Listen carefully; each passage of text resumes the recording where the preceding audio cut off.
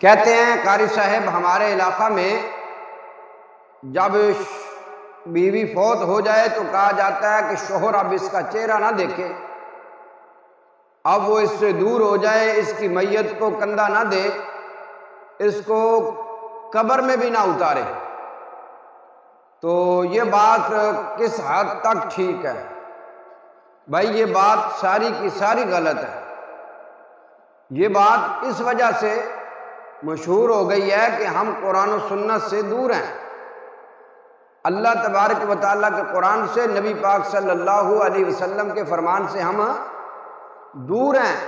اس وجہ سے ہم اس طرح کی باتیں کرتے ہیں اور سنتے سناتے ہیں۔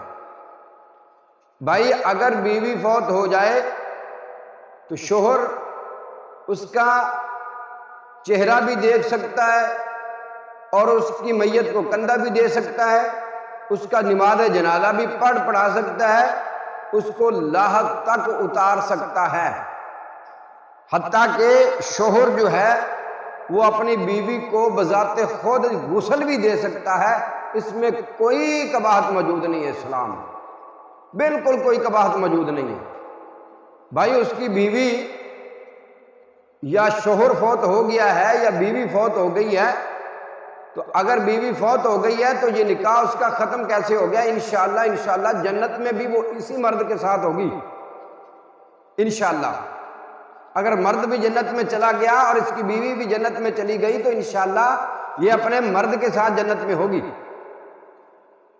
اس لیے یہ باتیں بالکل غلط ہیں۔ اور اگر شوہر فوت ہو جاتا ہے تو بیوی کتنی دیر انتظار کرتی ہے؟ بھائی عدت کتنی ہے؟ 4 ماہ 10 دن، یعنی 4.25 ماہ تک عورت پر ضروری ہے، لازمی ہے کہ وہ عدت گزارے گی۔ کیوں؟ اس کے شوہر کا اس پر حق ہے۔ 4.25 ماہ تک وہ آگے شادی نہیں کر سکتی، نکاح نہیں کر سکتی، نکاح نہیں کر سکتی۔ کیوں؟ کہ اس کا شوہر جو اس کا شوہر فوت ہو گیا ہے، ابھی 4.25 ماہ تک تو اس کے حق میں بیٹھی ہے۔ لہذا اس طرح کی باتیں بالکل غلط ہیں۔ اور ہمارے پاس ایک دلیل بھی موجود ہے اللہ کی توفیق سے۔ امی جی عائشہ صدیقہ طیبہ طاہرہ رضی اللہ عنہا ورضا، آپ فرماتی ہیں رحمت کائنات صلی اللہ علیہ وسلم میرے پاس تشریف فرما تھے۔ رحمت کائنات صلی اللہ علیہ وسلم کے سامنے میں نے عرض کی، اللہ کے حضور صلی اللہ علیہ وسلم میرے سر میں بہت درد ہے۔ امی جان فرماتی ہیں میں نے کہا ہے میرے سر میں بہت درد ہے۔